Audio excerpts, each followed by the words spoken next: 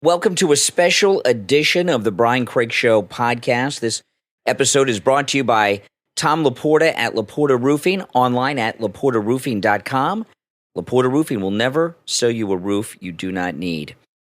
Charlie Kirk just tweeted something that is really upsetting about these events of the weekend. Listen to this.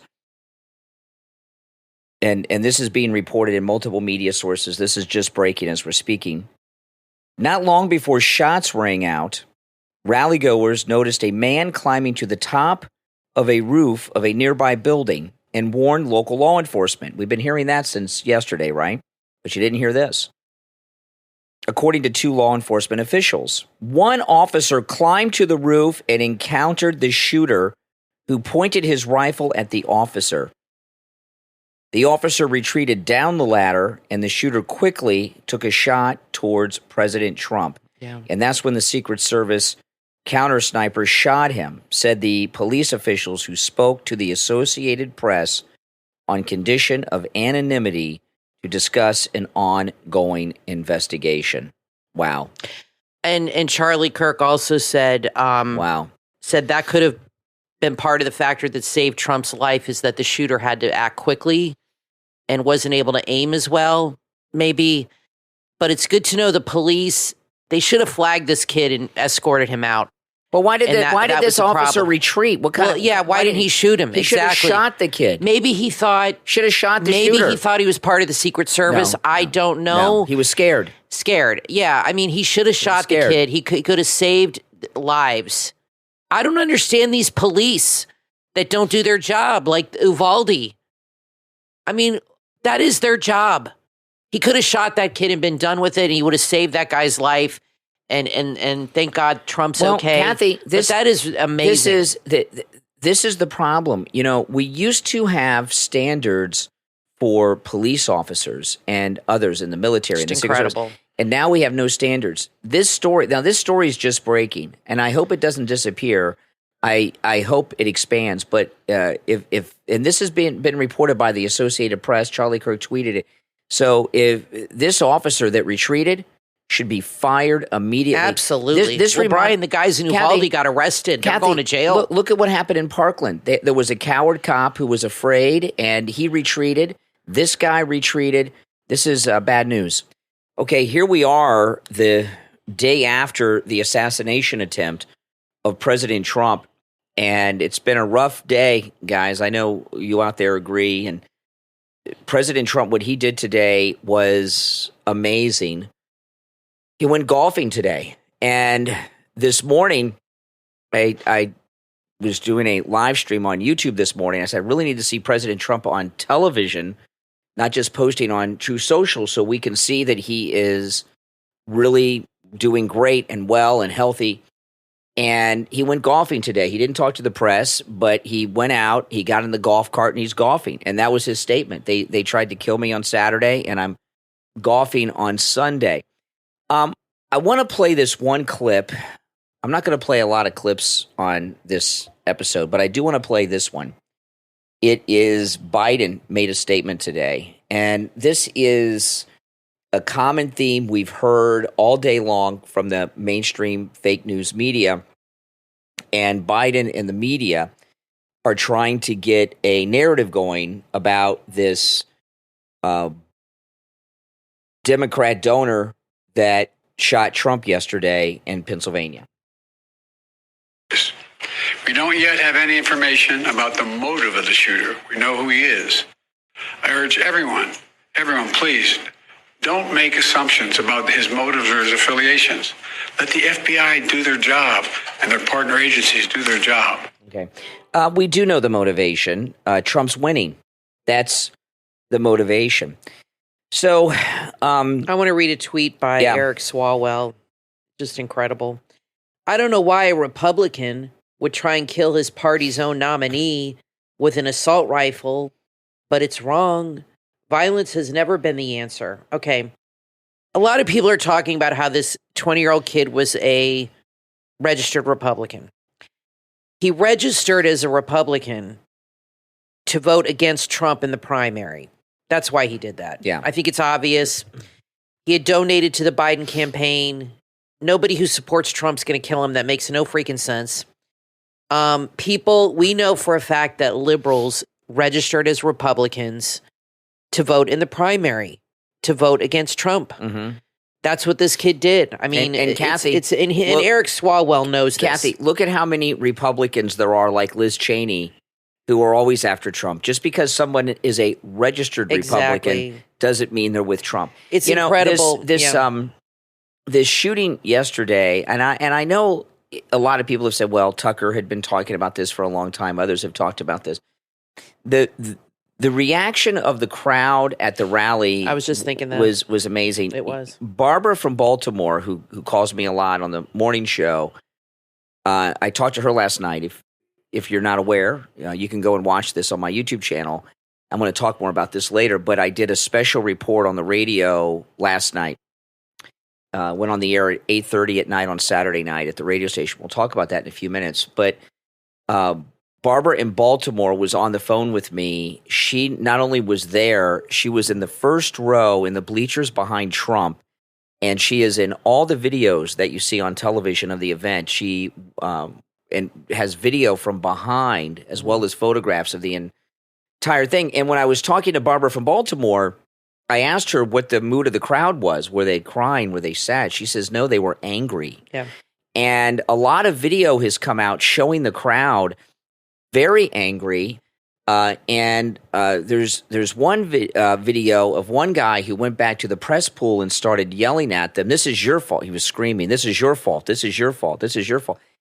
And one thing that the media are not talking about today is their irresponsible broadcasting.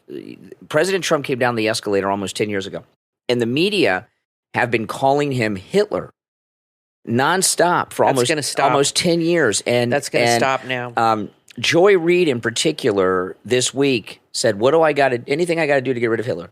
Yep. Joy, this shooter, 20-year-old shooter, that means since the time he was 10 or 11, all he's heard is that Trump is Hitler. Joy Reid needs to be fired. Remember that guy ran through that crowd. Let me finish after what she said. And you're right. Yes, after the Rittenhouse verdict, she should be fired. And Joy Reid has locked out all of her tweets on her X account.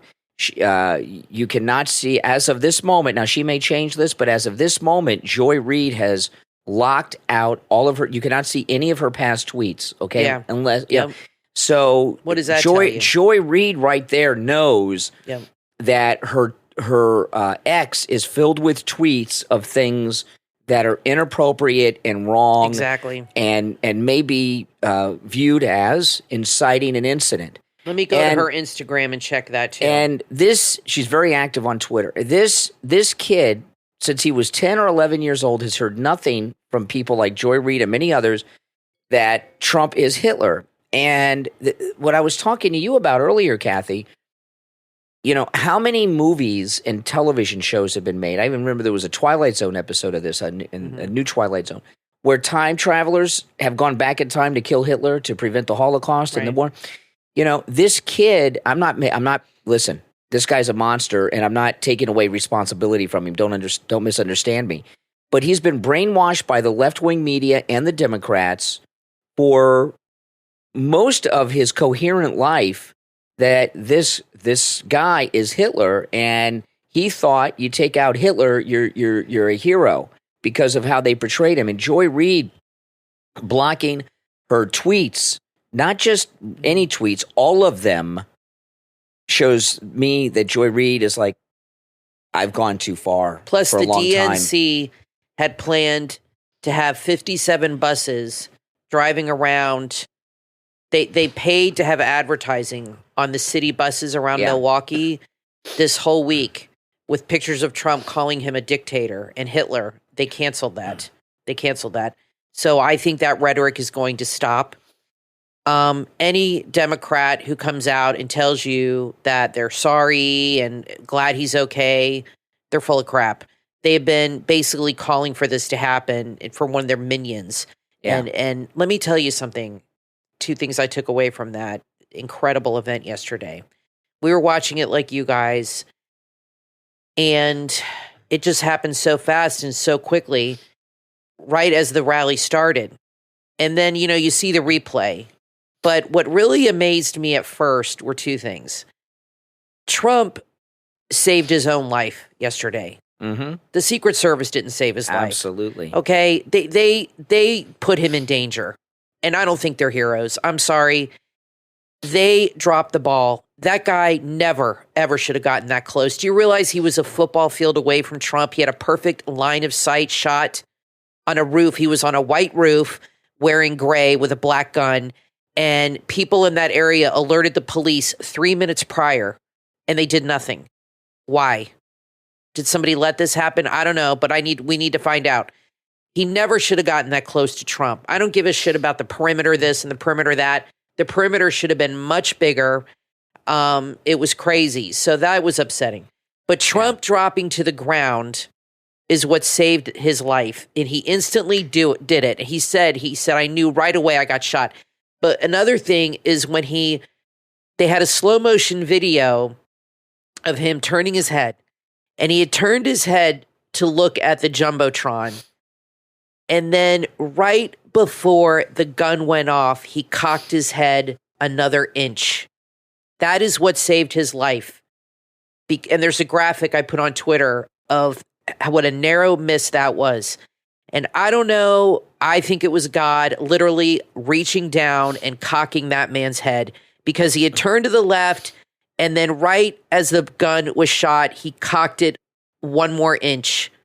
It was really crazy how that happened. Well, the thing, and also I noticed about the crowd was their reaction was incredible. The thing with the Jumbotron, let's talk about that. Yeah. Okay, because this is when it happened, right?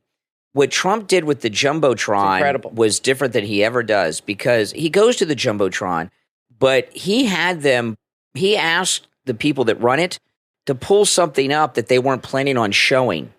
Yeah, okay. So he had them pull up something they weren't planning on showing very early in the speech, by the way. And all these different weird factors came into play that result, him having them pull up something that they weren't planning on pulling up. And they said, oh, well, they have it. Wow, they're getting good at this. And they pulled up, he did it in a way that he's never done it before. There were so many little factors with him. Now, this thing, obviously he saved his own life. I mean, that's exactly right. By dropping to the ground, no doubt. The way he dropped to the ground, when he does he'll eventually do an interview and talk about it. Yeah. What I saw from that, it seemed like that was training that he had gotten. Oh, like yeah, if there's an incident like that, he kind of dove down by the podium. But he said he heard a whizzing sound and he felt the bullet go through his ear. And when he turned his head towards that Jumbotron, that's when that kid shot. He was shooting for his direct hit to the face, to the head. He waited for Trump to turn and face him. And when Trump turned his head to the left, that's when that kid shot the gun. And I telling you, you could see a picture of the bullet whizzing past his head. It's incredible. The photography was amazing. Yeah. He turned his head, the kid shot the gun, and Trump cocked his head another inch. Boom. I mean, it was absolutely a miracle. That was divine intervention. Absolutely. I don't care what anybody says. This man is protected by God. And that was who they had a guy on Fox this morning, a doctor who's the doctor that's always on Siegel or whatever, he says he's actually worked with gun victims. Yeah. He said nobody walks away from a high power rifle a shooting attack. He said that never happens. He said, I've never seen anybody who was the target of a high powered rifle that walked away. He said that was a miracle right there because he said those rifles are made to hone in and to get a direct shot. Yeah. Him turning his head is what saved his life, and it was a last-minute cock to the head. But let me tell you, that blew my mind, and the reaction to the audience was incredible. Nobody ran. Nobody panicked. Mm-hmm. They wanted to make sure Trump was okay. They all stayed put. They knew what was going on.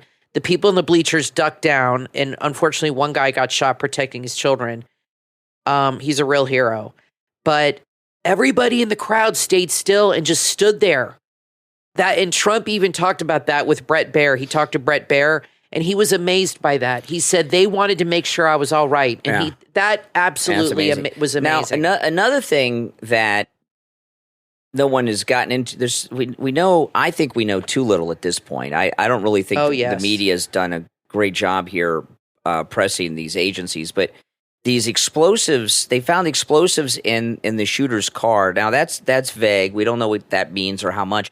But was he planning on blowing up his vehicle and taking out a huge part of the crowd? I think so. And this thing with Joy Reid, we referenced it, but I want to talk about this. Joy Reid, that shooting at the Christmas event after the Rittenhouse verdict, that was a direct result of her on the air. And he plowed through the crowd in his van at the parade. Yeah, when he went to the parade, the Christmas parade. Yeah, you said a shooting.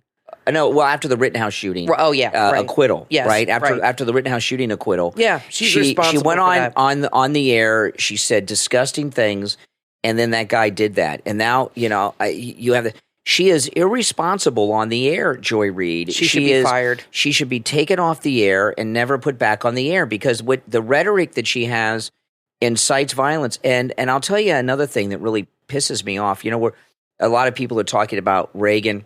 I was in third grade when that happened. You were in fourth grade, Kathy, and I remember it like it was yesterday. Oh yeah. One thing about the Reagan assassination that is so outrageous is that John Hinckley is out of jail. They let John Hinckley out of prison a few years ago, and I would not be surprised if at some time in the next week or two we see him interviewed as a pundit on one of these cable news channels. John Hinckley, being a free man, sends a god awful, terrible message about these assassins. If an attempted assassin survives, they should never be freed. Well, I'm glad this guy was killed. Well, sorry. When what happens with these guys when they survive? Tim McVeigh seems like a long time ago, but Tim McVeigh was around for a long time, and he was doing these jailhouse interviews all the time, grinning ear to ear like he was just a all-American guy, And when these shooters survive, a lot of times the media turn them into folk heroes and do all these things. And that's now, one thing I've not heard mentioned since yesterday, haven't heard this at all today. Yesterday it was reported that he was Antifa. I haven't heard Antifa mentioned once today. Have you, Kathy, on anything? No, and the Antifa was a different picture of a different person. Yeah, so he wasn't Antifa we know of? I think this is just a kid. They interviewed a kid that went to school with him that said he was bullied a lot. And let me tell you, these young teenagers need to really think about the bullying and the same thing with Nick. I'm not excusing their behavior. Yeah. But when you have somebody in school who is mercilessly bullied by everybody, you don't think they're going to act out in some way? Same thing with Nick Cruz. These young people in these high schools need to realize that they are not helping the situation by bullying kids in school like this. And there's going to be an outlet for their anger and sadness and frustration. His father owned this gun, and I would like to know, we'll learn more, if this kid had been diagnosed with a mental illness or anything. I'm not excusing his behavior at all, but I'm just saying the same thing with a lot of these shooters. They're young men around 20 years old, white guys. I don't know if that has anything to do with it. And they get their guns from their parents. If you have a kid who has any mental health issues, you should not have guns in the house. I'm sorry. It's just irresponsible.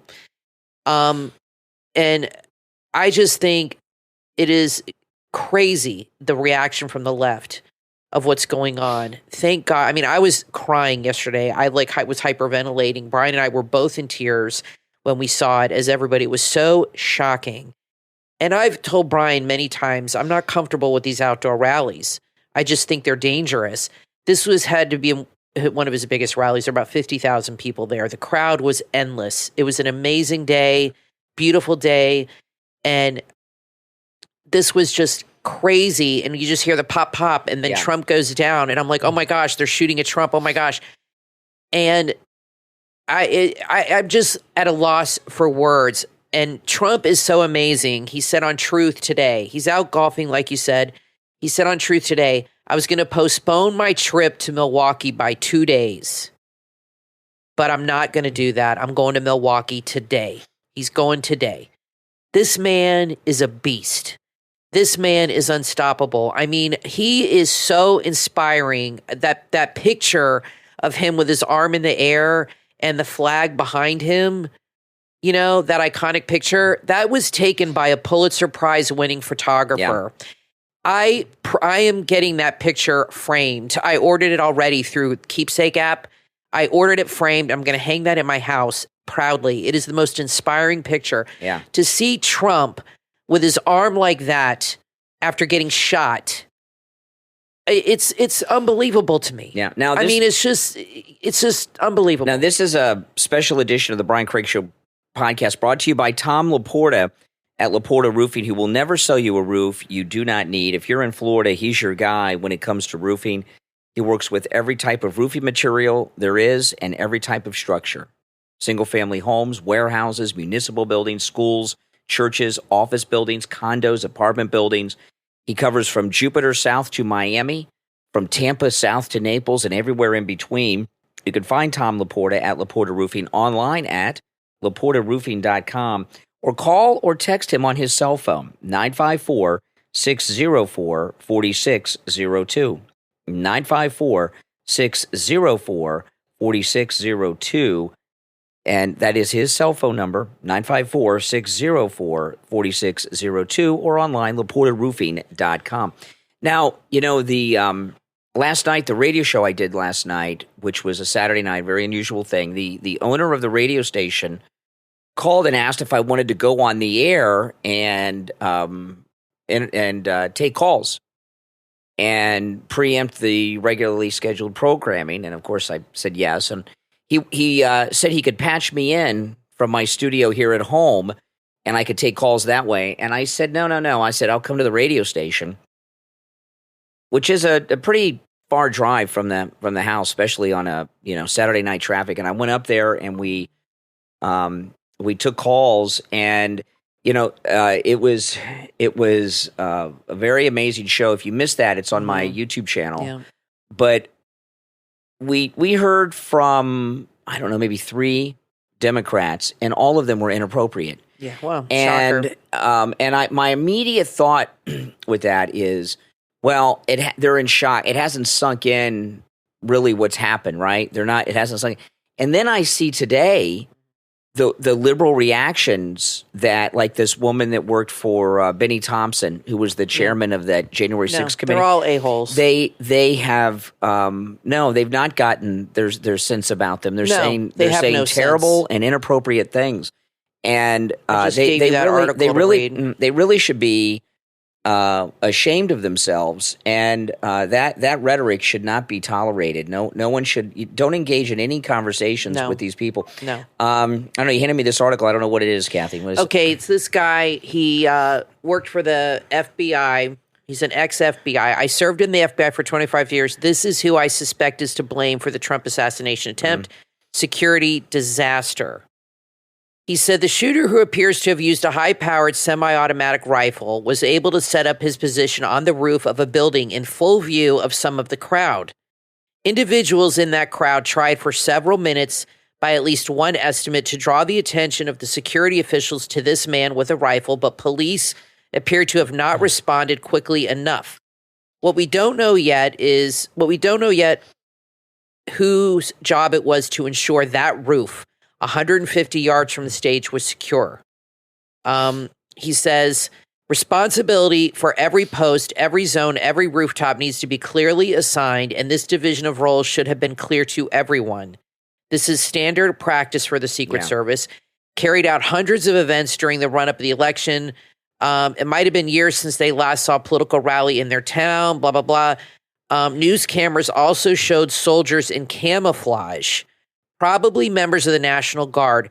Their role and whether their presence hindered security will have to be probed. We know that a Secret Service sniper must have had a clear view of the rooftop because the gunman was shot dead within seconds. But why did that sniper ignore crooks till then? There's a video of the sniper. You can see his gun is aimed on the shooter. And he holds it there for 30 seconds, and then the shots come out, and then he shoots him. Well, hold on. That's why he's out. Yeah. He said one possible explanation is that the Secret Service, which is separate from the FBI, assumed the assassin was a police sniper, part of their security team. That implies serious failures in communication when it comes to planning for events such as this. I would expect the police and Secret Service teams to not only meet, blah, blah, blah. So... Well, definitely was a problem. Usually, this entire thing at the scene in Pennsylvania yesterday was a direct result of the incompetence of the Secret Service.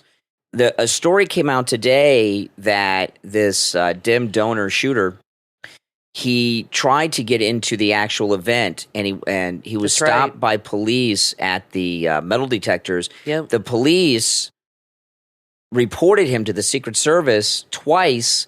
The Secret Service did no follow-ups on the guy. Incredible. And then he went and climbed up the ladder. So he was flagged, and he still got through. He was flagged at the metal detector by the local police. They told the Secret Service about him, and they did nothing. They should have escorted him off the property.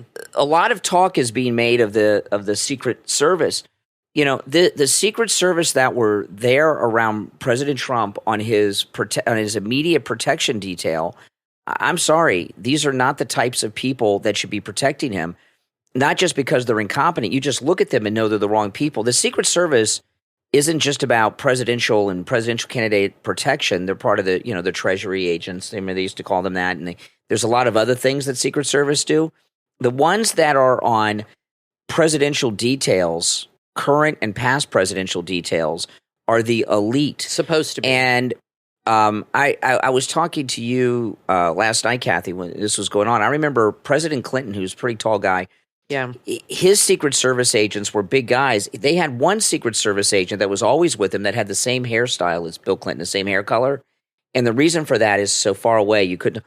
These Secret Service agents are too small. The women, they should not be women. When they got President Trump off the ground in the stage and he stood up, they couldn't block him if they wanted to because even the men, they weren't tall enough to cover him. And I know President Trump is a tall guy, okay? I understand that. But you know what? They have well-trained Secret Service agents that are even taller.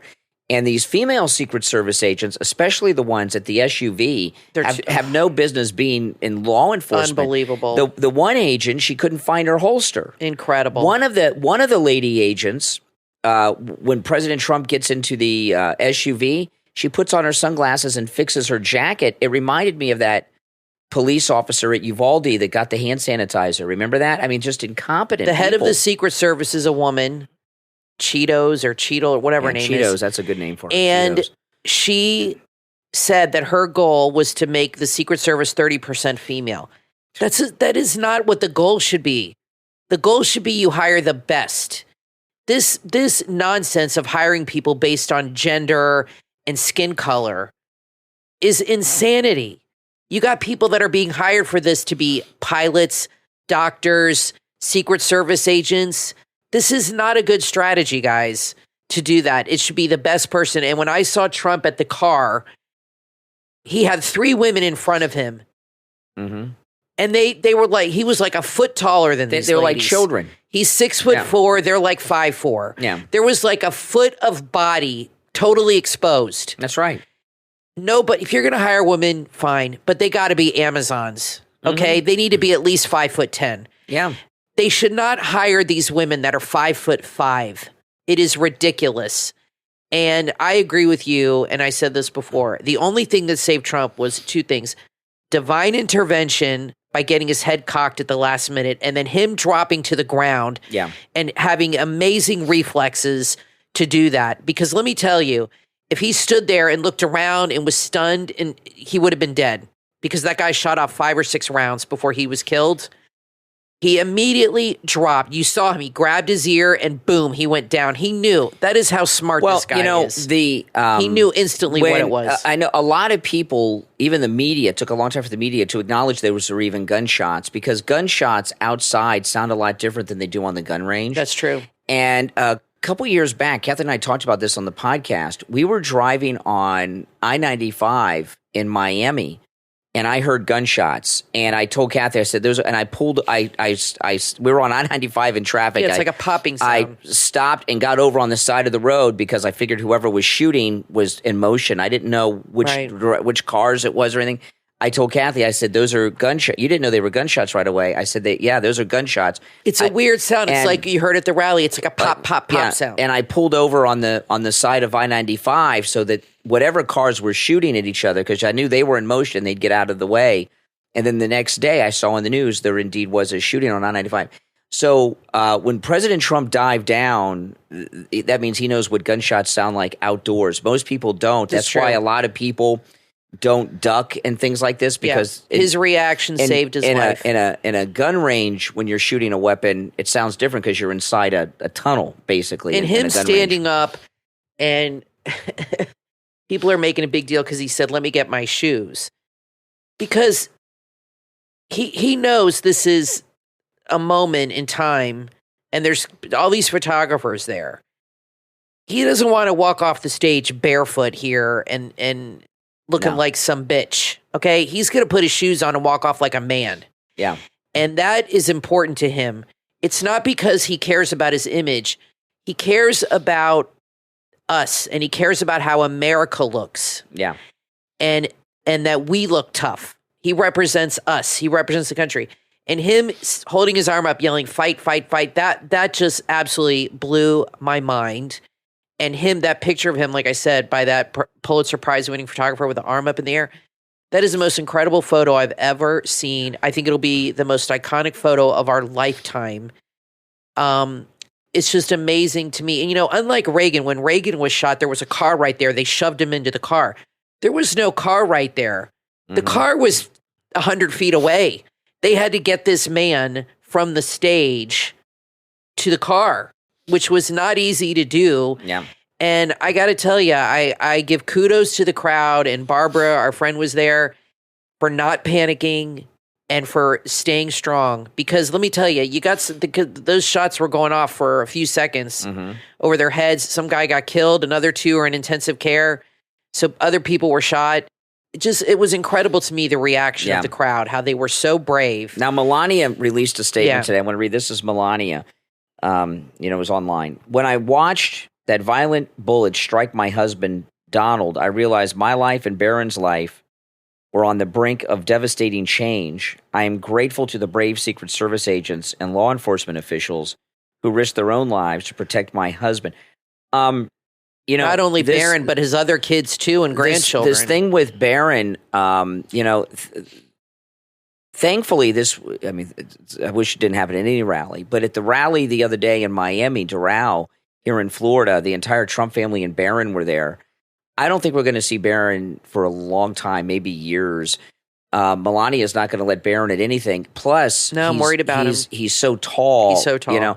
And I got to tell you, I don't think Barron should be going off to college this year. I think he should. He might not college. after this. I agree. Listen, he's a billionaire. He doesn't need a college. He'll get a better education hanging out with his dad, right? He can do it online. Yeah, Barron should not be going off to college. You go off to. I don't care what college it is. You're going to have these blue hair and green hair liberal weirdos there. Colleges are full of liberal, nutty kids. No matter what college it is. Exactly. I mean, they're full of guys like this shooter. No, he should not be going to college. If I was Melania, I'd be very worried. He should not go to college. about Barron, and I think they should rethink this about him going away. He'd have Secret Service protection, but what the hell does that mean anymore? And he's 12 feet tall. Yeah, I mean, exactly. He stands out over everybody. Yeah, so no, Barron should not go to college maybe ever. I agree. Unless he does it online. He does not. He'll get a better college education hanging out with his brothers and his dad than he would at any university. Or do it online. Just don't go away yet. It's just too dangerous. He doesn't need the paper. I tell you, it's just so scary. Yeah. You really got to think about it. If Trump had not turned his head and jumped down, what a different conversation we'd be having, and how frightening. What would happen? How frightening it would be.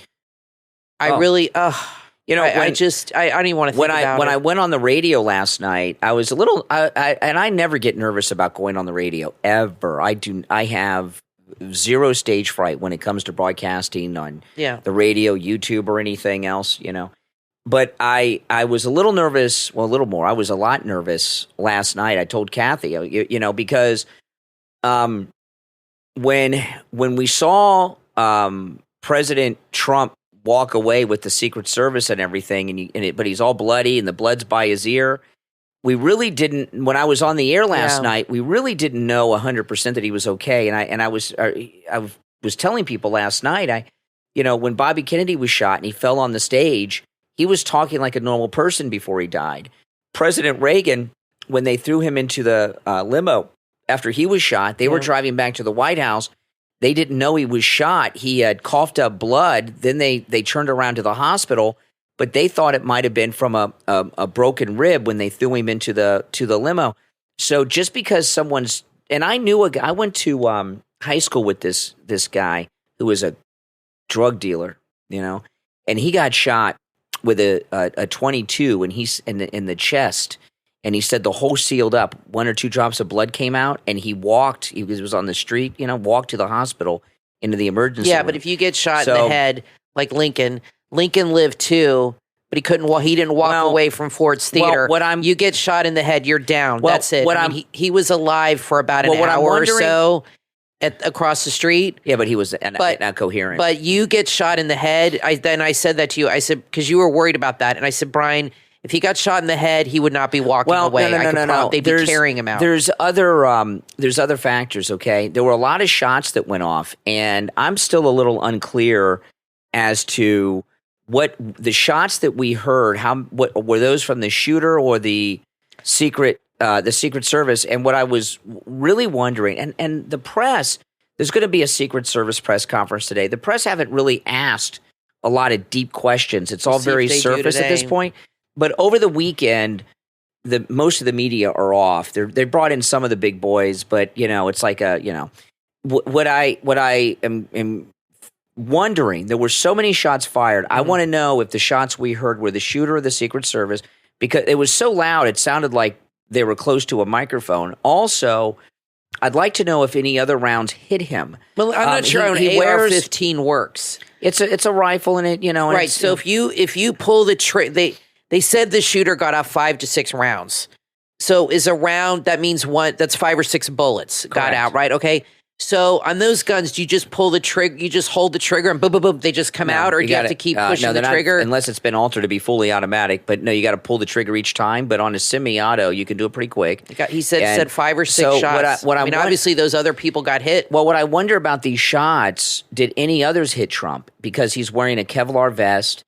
And sometimes he's got a Kevlar suit on. These suits are lined with Kevlar that presidents wear. No, because he dropped down instantly. We don't know that because it went by his ear. Others could have hit him. So last night we didn't know any of that. Yeah. And Reagan, he had a vest on, but he got hit in the shoulder and it missed the vest. So I was concerned that another round hit him somewhere. We'll find out. And now he's golfing today, so obviously there wasn't surgery or anything.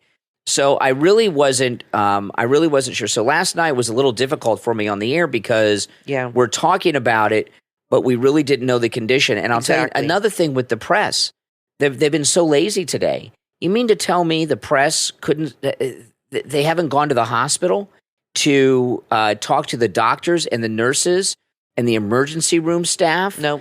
That were there. What is wrong with the media? They should have been at that hospital interviewing doctors, nurses, and hospital staff in the ER when the president arrived. We didn't see any of this. Eric Trump tweeted last night that he called. I guess he wasn't with his dad at the rally. I'm not sure, or if he was in town or where he was. But he called the hospital right away, and he asked the doctor, "How's my father?" And the doctor said, "He's the toughest son of a bitch I've ever met." Those were his words. Yeah. So he said he's fine. He's fine. And Eric tweeted that out. So that's when I'm like, okay, everything's good. And then Trump went home. We saw there was a video last night of him at 12:30 getting off the plane in New Jersey, walking off the plane. Even after he's been shot, he walks off a plane better than Biden. What a joke. And I know people are going to talk about Trump's going to win no matter what. Yeah, I think so too. But we need to get out and vote and make sure he wins and make sure that this man is honored and put where he needs to be. I mean, don't hold anything past these liberals. You think they care about this? They're upset today. Yeah, they're upset. They're not happy. Another thing we haven't seen, we've seen a lot of video from the rally. Some of it from attendees, which is very good and very helpful. But I remember when Reagan was shot, the press were at the hospital instantly. There were a lot of media at this rally in Pennsylvania. None of them went to the hospital. I remember not only were they at the hospital right away. When the First Lady, Nancy Reagan, she went to the emergency room to see President Reagan, the press were there. You saw her walk. I remember the press don't go anywhere anymore. Watching Nancy Reagan live walking into the hospital. Yep. They didn't go to the hospital last night. No. That there were people in the ER and everything that had their iPhones out that were there when they brought the president through. We haven't seen any video or photographs from people's phones there. I don't understand this media. They are lazy. They are lazy and incompetent. There's a lot of things that we're not, you would in this age where everyone has a high definition television camera in their pocket, there's really a lack of information we're getting that we used to. Even when Kennedy was shot, the press were camped out at the hospital instantly. No. Where are they now? They're lazy. Like you said, it's a new age of lazy media where nobody goes out and gets a story anymore. That's right. They just report what other people report. They plagiarize each other. And it just becomes, exactly. I mean, I agree with you. How come nobody's interviewed any doctors that treated him? I've seen other doctors on Fox today and on CNN. Why not the doctor that treated him? Why aren't they interviewing the guy in the ER that examined him to tell us exactly? You could see in the one picture the hole through his ear. He's got a hole. Is there a hole in the ear? I think so. Yeah, he said it ripped through his skin. Yeah, those were his words. He felt it rip through his skin. And your dad was shot a bunch of times, and he described it to you. And I would imagine it's like a hot burning feeling, and you could feel it right away. But I mean, how he said he heard a whizzing sound, and you could see right before he grabbed his ear, he reacted like you could see his body kind of twitch. And then he grabbed his ear. You know what I mean? It was so fast. His reaction was so fast. It just blows my mind. This is an 80-year-old man almost who's got the reactions of like a 30-year-old. And his body, you can see him. He looks at the thing. Like I said, he cocked his head. And then his body twitches a little. Then he grabbed his ear. And he said he knew instantly what happened. He dropped to the ground. Thank God. It saved his life. But I tell you, I feel so bad for her parent. Boy, I'm sure he has his dad's, toughness. Look at everything that has gone through in his life that he's seen his father experience growing up. I mean, these liberals are horrible, horrible people. I am sorry, but they are pure evil. They are horrible, horrible people. Let me tell you, about MSNBC. A lot of you, I worked with Steve Kane for a long time. And Steve, when he was young, started out with a guy named Joe Pine. You may have heard him talk about this. Joe Pine had a national television show that Steve worked on, but he also had a nationally syndicated conservative radio show that he did, that Steve was a producer on. And when Kennedy was assassinated, they took Joe Pine off the air for a month because he was a very big Republican on the air, nationally syndicated. And Rush was not the first nationally syndicated conservative. He was on the air all the time ripping Kennedy. And when Kennedy got shot, they took him off the air for a month. Yeah. They had Bob Grant fill in for him, those who know Bob Grant. And because he was so rabid anti-Kennedy, they thought listeners would blame him for it. Right. MSNBC is a poison place. It's like The View, but 24 hours a day, every day of the week. And Joy Reid and Rachel Maddow and others, it is inappropriate for them to return to television tomorrow, in my opinion, unless they go on the air and apologize. So they're showing these, they had these two snipers that worked for the police, not Secret Service. They were police snipers because they have a thing on their back that says police. They're dressed in black. And they're on a roof. You can see it from the... Sometimes Secret Service have police on too. Oh, okay. All right. Well, anyway, they had snipers on the roof next to the bleachers. And you could see there's a video of it or a picture, and you could see Trump in the bottom right talking. Yeah. And you could see these two snipers. They both have their guns on the shooter. They both have their guns on him. And there's people, you see the video or the picture, there's people in the bleachers looking at these snipers like, what are they doing? What's going on? Right before the shots came out. They had this is the big question. First of all, how did this kid get up on that roof only 150 yards away? And then these two of them, snipers had their guns on this kid for about 30 seconds before he shot. Yeah. Why did they not shoot him first? Exactly. What the hell were they waiting for? You know what I mean? Why didn't they at least say, we might have a shooter, get the president out of here now? You know what I mean? If they weren't sure, they should have said, get him out now. We might have an active shooter. They just sat there and looked at him with their guns on him for 30, like waiting for him to make a move. That's not what you do. Yeah, and your job is to make sure he doesn't shoot. Now, what it looked incredible with the sniper, last night it looked like one thing, and then I've heard some people say something different today, so I don't know which is true. But my immediate reaction on the sniper that was looking at him is that he was waiting for somebody to give him the okay to take the shot. Maybe. Which he should have been doing. But then should not have to wait for that. But then this morning, when I did a live stream this Sunday morning, and I took live calls from here at home on YouTube, and a caller called me, who's a regular caller, who's a guy of credibility that I trust. He said that he had heard reported that the sniper that we're looking at didn't have a clear view of him. There was so he wasn't the roof sure. was slanted, and there was a little bit of a kind of a wall on the roof blocking his shot. An eyewitness said that yes, that it was slanted a little bit. So I don't Maybe want to. He wasn't sure, but I do know this, that the Secret Service agents around President Trump. We're not the level of Secret Service agents around President Reagan or Kennedy. Now, I want to... And we also know that building was not secured. And no, it should have been on that. But it should have been. Now, I want to thank our Patreon supporters for their support of the program. Thank you so much, everyone. And you Patreon supporters, your support of the program helps make this show possible. And our top Patreon supporters get a live on-air thank you shout-out on each and every podcast episode. So the names you will hear now are our top Patreon supporters. I want to thank Andrew and Connie, Christine, ETW, Chuck, D, Pamela, Rick, Nick, Wesley, Macho, Mike P, Carlos, Paulette, John, Heather, David, Maria in Texas, Richard, Alice, K-Mac, LeeZep, Shawna, Constance, George, Brandon, Rob and Trish Wilkerson, and Christy R. These are our top Patreon supporters. Thank you all.